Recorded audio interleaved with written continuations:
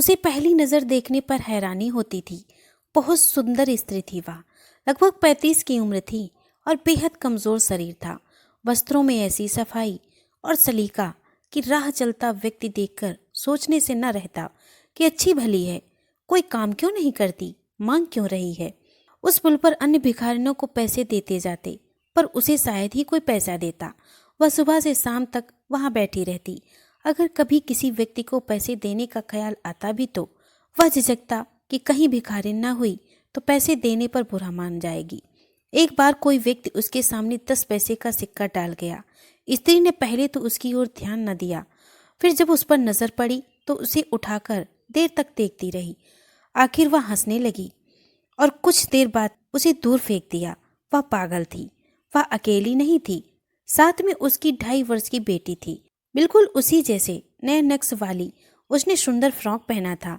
रोज उसका फ्रॉक पतला हुआ होता था, उसके बाल संवारे हुए होते और चोटी में फूल लगा होता। अपनी माँ की तरह ही वह भी बहुत अकेली दिखाई देती।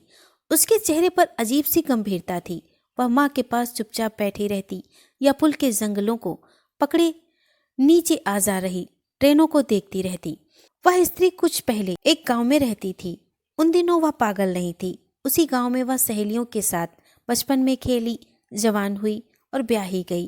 ब्याह के बाद भी 2 वर्ष बहुत सुखपूर्ण भी थे।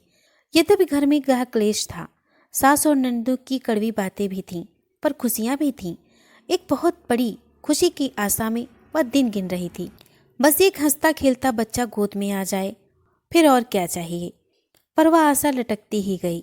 2 वर्ष और बीत गए। बहुतेरे यत्न करने पर भी उसकी कोख हरी न हुई तो उसे अंधकार दिखाई देने लगा। घर का वातावरण बदलने लगा। पति के रवैये में परिवर्तन आने लगा। उन्हीं दिनों घर में अचानक 2 मौतें हुई तो कहा गया कि मृतकों पर उसकी ही मनहूस छाया पड़ी थी। फिर अगले महीने गांव में 3 मौतें हुई तो उन व्यक्तियों पर भी उसी की मनहूस छाया बताया गया। तब स्त्रियां उसकी छाया से बचकर रहने लगीं। यह केस जंजाल है जिसमें वह फंस गई थी। फिर तो वह जैसे हमेशा के लिए इस जंगल में फंस गई। जब उसका पति दूसरी शादी करके उसकी सौत ले आया। बहुत तीखे स्वभाव की स्त्री थी वह, चालाक और मक्कार। उसे घर वीरान लगने लगा।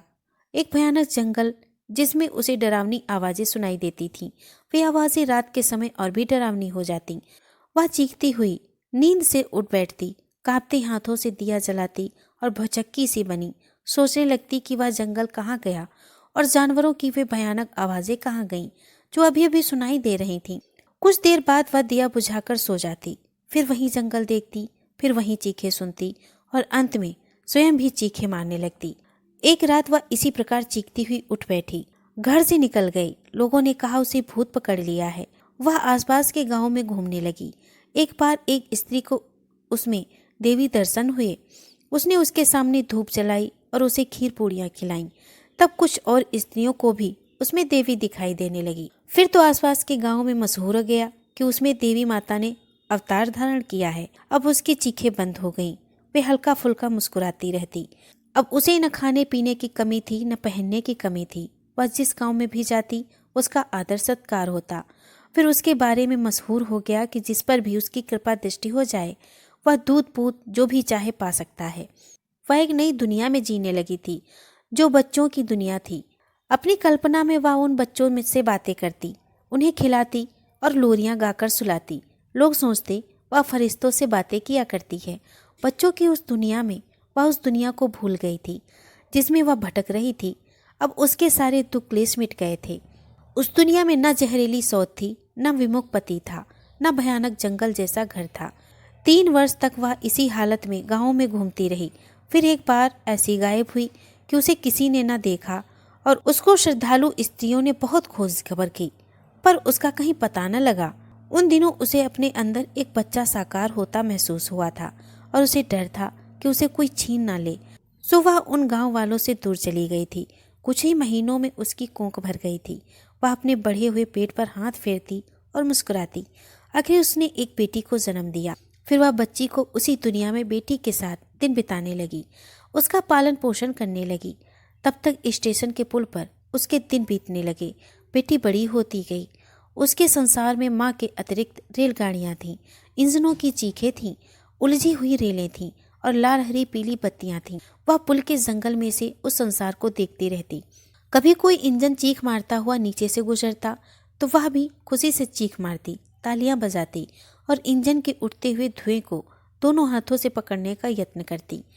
एक अलग दुनिया थी बेटी की, एक अलग दुनिया थी माँ की। वह बहुत खुश थी। अब यद्यपि वे पहले वाले दिन नहीं थे जब उसे गांव में खाने पहनने की कमी नहीं थी, पर अपने कई अभावों में रहकर भी खुश दिखाई देती थी। उसका शरीर कमजोर पड़ता जा रहा था। वह ज़्यादा खर्च बेटी के खाने पहनने पर ही करती। वह स्वयं कम खाती, कभी भूखी भी रह लेती। उसकी पूंजी दिन प्रतिदिन कम होती जा रही थी। उसे डर था जब हाथ में एक भी पैसा ना रहा तो वह क्या करेगी। एक दिन वह बैठी हुई अपनी दुनिया में खोई हुई थी और उसकी बेटी पुल के जंगल को पकड़ते लाइनों की ओर देख रही थी। सामने से धुआं छोड़ती हुई ट्रेन आ रही थी। इंजन चीख पर चीख मार रहा था। फिर जब इंजन धुआं छोड़ता हुआ पुल के नीचे से गुजरा तो वह फिर जोर से चीखा। उसी समय एक और हृदय बेधी चीख सुनकर वह स्त्री अपनी बेटी की ओर लपकी, पर बेटी वहां नहीं थी। गाड़ी पुल के नीचे से गुजर चुकी थी। स्त्री ने आंखें फाड़कर नीचे लाइनों की ओर देखा तो उसकी चीख निकल गई। लाइनों में उसकी बेटी गिरी पड़ी थी और उसके फटे हुए सिर में से लगातार खून बह रहा था। उसके आसपास लोग जमा थे। फिर वह पागलों की तरह चीखी और पुल से नीचे छलांग लगाने के लिए चली तो लोगों ने उसे पकड़ लिया। आखिर वह अस्पताल में अपनी मरी हुई बेटी को एकटक देख रही थी।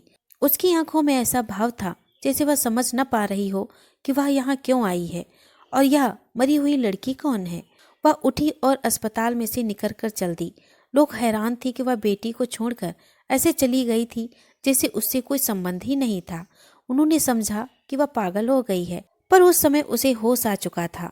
जब वह पुल पर जोर से चीखी थी तभी उसे होश आ गया था कि वह पागल नहीं रही थी। अब वह अपने पति के घर जा रही थी और सोच रही थी कि पता नहीं मैं घर से क्या चीज लेने निकली थी। काफी देर हो गई है, अब वापस चलना चाहिए। उसके कदम और तेज हो गए। दोस्तों, अगर आपको ये कहानी पसंद आई हो तो प्लीज़ इसे लाइक और शेयर करें। अगर आप हमारे चैनल पर नए हैं तो प्लीज़ इसे सब्सक्राइब करें। धन्यवाद।